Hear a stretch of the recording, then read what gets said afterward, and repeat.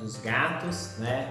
E aí, mais um questionamento bastante frequente, que é a queda de pelo ou os pelos pela casa, né? Então, eu acho que a gente tem que começar essa conversa de hoje falando que os gatos soltam pelos, né? É uma coisa que é normal, a gente tem toda uma fase, né, e um tempo certo de troca de pelo, então os gatos têm que soltar todo aquele pelo velho para crescer um pelo novo. Isso é comum em muitas outras espécies e obviamente o tipo de pelo, a raça e o cuidado que a gente dá vai influenciar bastante na quantidade de pelo que a gente encontra pela casa. Num primeiro momento, o que a gente precisa lembrar é que os gatos que têm pelos longos, então não é que a gente terá mais pelo na casa, mas a quantidade de pelo vai sempre parecer maior porque o pelo é mais comprido, né? E às vezes dá uma impressão de ser mais denso.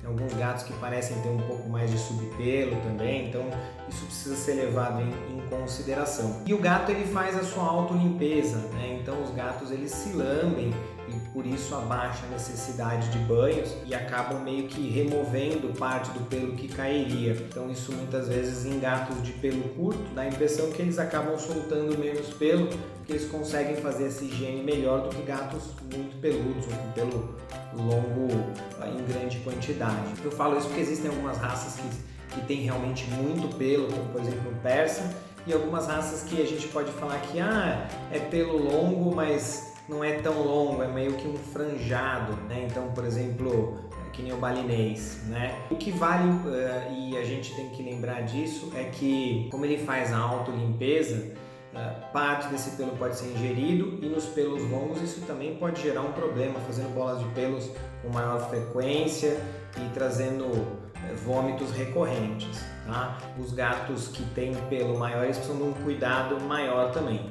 Dito isso, algumas raças que são bem comuns e que acho que valem serem citadas aqui, a gente pode falar do persa, que realmente é o que acaba tendo mais pelo e que precisa de um cuidado maior em cima disso para que esse pelo fique realmente em boas condições, mas a gente tem outras raças também em destaque, por exemplo, que nem o Maine Coon, né, que não é tão peludo, mas são pelos bem longos, raças parecidas com essa, como por exemplo o norueguês da floresta, dentre outras.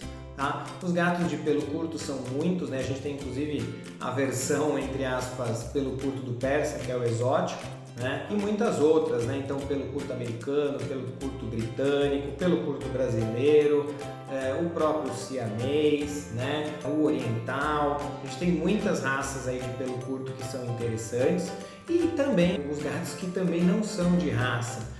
Então, se a gente pegar esses gatos de adoção, a maior parte dos que são encontrados aqui no Brasil são de pelo curto, então eles cabem aí dentro das raças de pelo curto e o tipo de cuidado acaba sendo o mesmo, tá? Dito isso, também a gente tem que fazer uma parte então novamente para o cuidado. Se nós não escovarmos esse pelo com alguma periodicidade, e alguns deles precisam de muito mais periodicidade do que outros, a gente acaba tendo problemas inclusive de saúde, além do pelo espalhado pela casa. Os gatos de pelo longo precisam ser escovados aí diariamente para remoção desse pelo morto. A gente volta a lembrar que essa escovação ela tem uma função que não é só de remover o pelo morto, mas ela espalha melhor a gordura da pele no pelo, ela dá uma condição de circulação sanguínea e saúde maior para a pele e aí obviamente também diminui a quantidade de pelo encontrada na casa.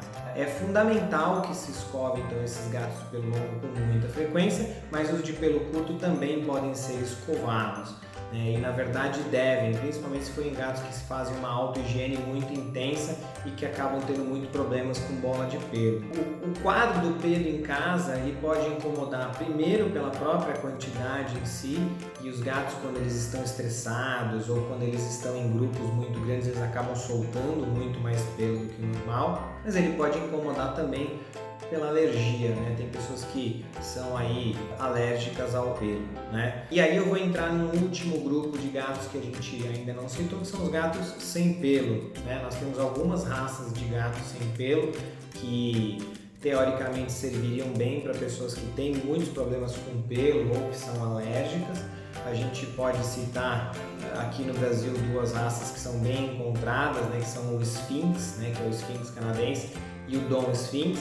mas a gente tem outras raças, que nem, por exemplo, o Dom Pedersbald, que é como se fosse um siamês, né, ou um oriental sem pelo. Essas raças com certeza não terão uma quantidade de pelo e nem promoverão alergia aí nos familiares, mas eles têm alguns cuidados que são importantes também. Então, por exemplo, o banho nesses animais ele acaba sendo importante para remover o excesso de gordura que deveria ficar no pelo e acaba todo ficando aderido na pele. Falando de banhos, a gente normalmente não indica com muita frequência banho, como acontece com cães. O banho quase sempre é um momento muito estressante para os gatos, né? E seria talvez interessante naqueles que provavelmente vão tomar banho que fossem bem acostumados desde cedo, desde muito filhotinhos e de uma forma pouco traumática, para que depois eles aceitem isso, né? Existem alguns banhos que são terapêuticos e precisam ser dados, né, aí com uma certa frequência, mas o banho para higiene, para limpeza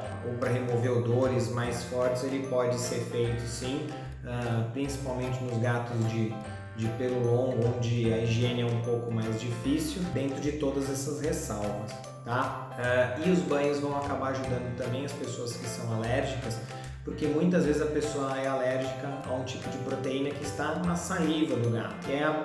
Normalmente os clientes eles nos questionam falando que não, mas eles têm mais rinite, sinusite, quadros pruriginosos por conta do pelo. E tem uma explicação muito lógica para isso, que nada mais é que os gatos se lambem muito, eles fazem autolimpeza, como eu acabei de falar.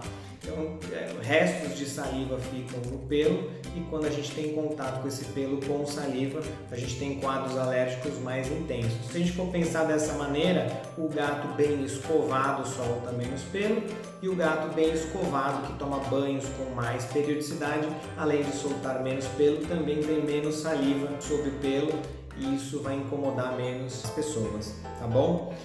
Existe a possibilidade daqueles gatos de pelo longo que se tose, né, que se raspe o pelo de tempos em tempos. Na verdade, isso acaba sendo sempre bastante estressante, né, para os pacientes, eles realmente não gostam, pelo menos no momento, talvez depois eles até se sintam melhores com menos pelo, principalmente aqui no Brasil e nas áreas mais ao norte, onde faz muito calor, mas a nossa dica seria de quando a gente for adquirir uma raça ou um tipo de gato, se o pelo vai ser um problema, talvez escolher os gatos de pelo curto ou muitas vezes, né, óbvio que de uma forma mais dificultosa, não é tão simples de encontrar, mas escolher talvez as raças sem pelo, tá bom? Nos aguardem para as próximas explanações aí de temas aí modificados ou temas que a gente tenta fazer de forma diversificada, tá bom? Até logo e até a próxima!